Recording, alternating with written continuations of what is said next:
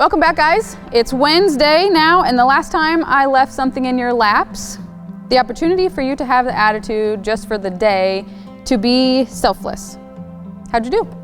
Did you actually do it? I started to read the scripture to you for the week out of Philippians 2, and we started in verse 3 where it says, don't be selfish. And we addressed the elephant in the room, talking about the fact that we're at a different point than we all thought we would be at this point, and you're finishing out school at home. I also said that this gives us the opportunity to be selfish or selfless. To focus on the negative of this situation going on around us really puts us in a situation to be selfish. When I was growing up and Mother's Day would come around every year, my mom would ask for one thing, and it was the same thing every year. She wanted to go to the park, and she wanted to have a picnic with our whole family. Now, I didn't want to go hiking, I didn't want to have a picnic, and I didn't want to spend the whole day with my family, but that's just it. I was focusing on me. What was I losing?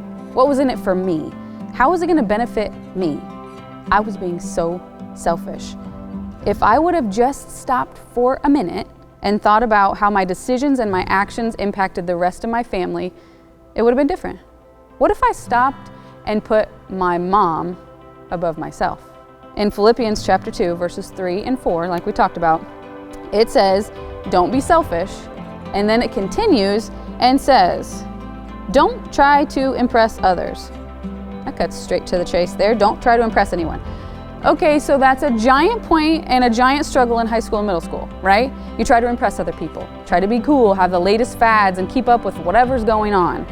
And now don't get me wrong, trying to impress people is not just in middle school and high school.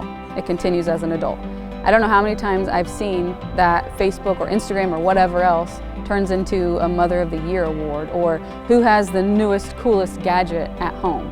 So it's not just you. Back to our scripture. Don't be selfish, don't try to impress others, be humble, thinking of others as better than yourselves.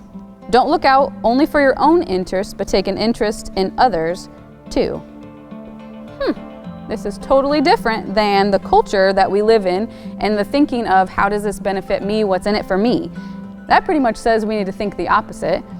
How does this affect other people? Right before this whole thing hit, my husband Josh and I had planned to go on a vacation. And we were going to take our son, Charlie, he's 2, we were going to take him to the beach. He had been asking to go to the beach for a long time, and it started to get to the point where it was every day he was asking.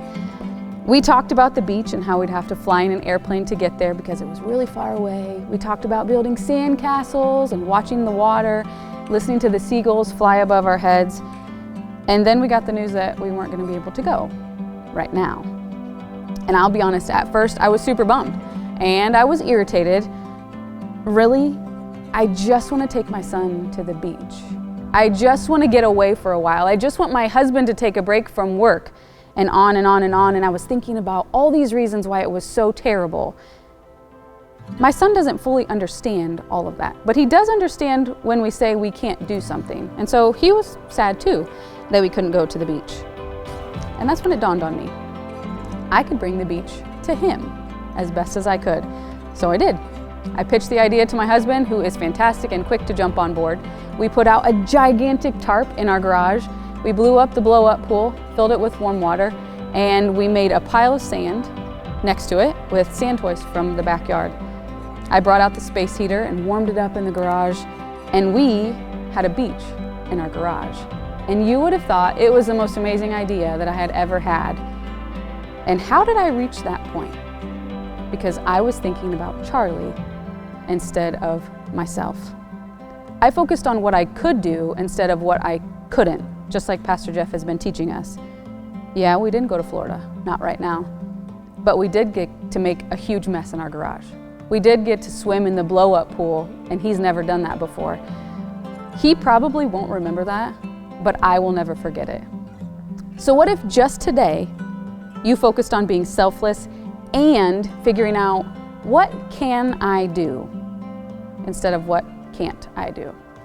We'll see you on Friday.